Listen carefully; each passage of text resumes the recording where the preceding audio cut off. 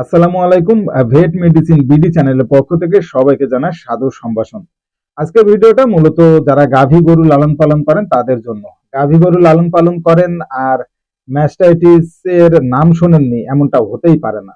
মোটামুটি ওলানের রোগ বলা যায়, ওলান প্রদাহ, ওলানের ব্যথা, এটাকে আসলে মূলত ম্যাস্টাইটিস বলা হয়। গাভী গরুর ওলানে ম্যাস্টাইটিস যখন খুব মানে বেশি মাত্রায় হয় তখন কিন্তু এমনও দেখা গেছে গাভী সম্পূর্ণভাবে দুধ দেওয়া বন্ধ করে দেয়, ওলানও অনেক ক্ষতিগ্রস্ত হয়, অনেক সময় ক্ষত তৈরি হয়। তো এই প্রেক্ষাপটে এই ম্যাস্টাইটিস প্রতিরোধ করার জন্য বাংলাদেশে বাজারে বিভিন্ন ধরনের কোম্পানি বিভিন্ন প্রোডাক্ট আছে। আজকে আমি আলোচনা করব এসকেএফ কোম্পানির, বাজারে সুনামধন্য একটা কোম্পানি এসকেএফ কোম্পানি, তাদের যে প্রোডাক্টটা ম্যাস্টাইটিস প্রতিরোধের জন্য ম্যাস্টি 29 প্লাস, এই প্রোডাক্ট নিয়ে প্রথমত একটু জানবো যে এই প্রোডাক্টের বিশেষত্ব কি। এতে আছে 29টি বিশেষ উপাদান যা ওলানের স্বাস্থ্য রক্ষায় কাজ করে। এর মধ্যে আছে zinc, copper, vitamin A, B3 এবং ই এর মতো গুরুত্বপূর্ণ মিনারেলস এবং ভিটামিনস।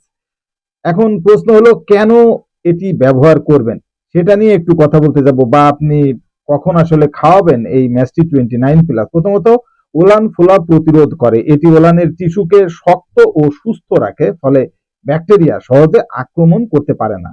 দুধের গুণমান বৃদ্ধি, ম্যাস্টাইটিস হলে দুধে যে ছিটা বা পুজ আসে, আমরা দেখেছি বিভিন্ন সময়ে ম্যাস্টাইটিসের যে ধরন আছে সেই ধরনে কিন্তু ওলানে পুজ আছে এবং বিভিন্ন রকম ছিটা আসে, তা দূর করে দুধের গুণগত মান কিন্তু ঠিক রাখে এই ম্যাস্টি 29 প্লাস। এর পাশাপাশি সোমাটিক সেল নিয়ন্ত্রণ করে, এটি দুধের সোমাটিক সেলের পরিমাণ কমিয়ে দুধকে ফ্রেশ রাখে।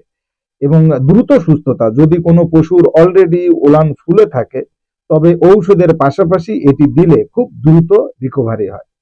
যেমন মনে করেন যে ওলান যখন ফুলে থাকে তখন কিন্তু ওলানে অনেক সময় ব্যথাও থাকে, এই ব্যথা থাকলে তখন ব্যথানাশক যে কোনো একটা মেডিসিন কিন্তু আপনার ইউজ করতে হবে। তবে আমার পরামর্শ হলো, যদি বেশি মাত্রায় বুঝতে না পারেন, ওলানের যদি ক্ষতিগ্রস্ততা বেশি হয় বা যদি দেখেন যে ম্যাস্টাইটিস বেশি পরিমাণে হয়ে গেছে, অবশ্যই আপনার নিকটস্থ প্রাণী সম্পদ হসপিটালে যাবেন অথবা যে কোনো একজন রেজিস্টার্ড ভেটেরিনারিয়ান ডাক্তারের পরামর্শ নেবেন খুব দ্রুত। এই রোগটাকে কখনোই অবহেলা করবেন না। ডোজ বা খাওয়ার নিয়মটা একটু জেনে নেই। প্যাকেটের তথ্য অনুযায়ী এটি সাধারণত 50 গ্রামের স্যাচেট আকারে পাওয়া যায়।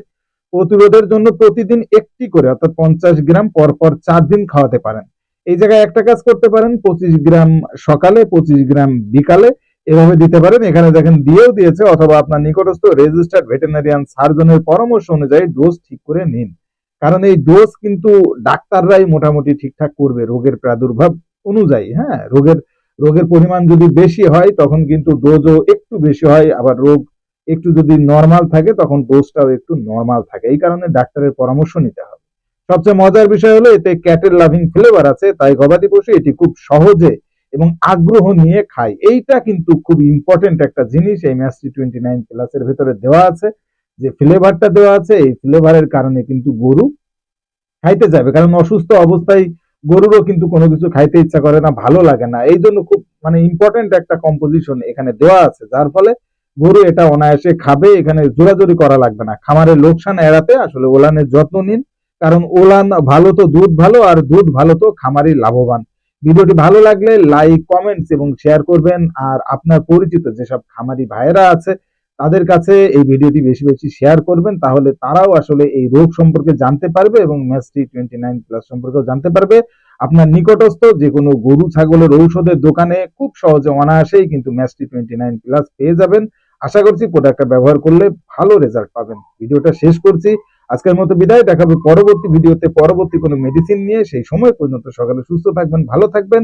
আল্লাহ হাফেজ।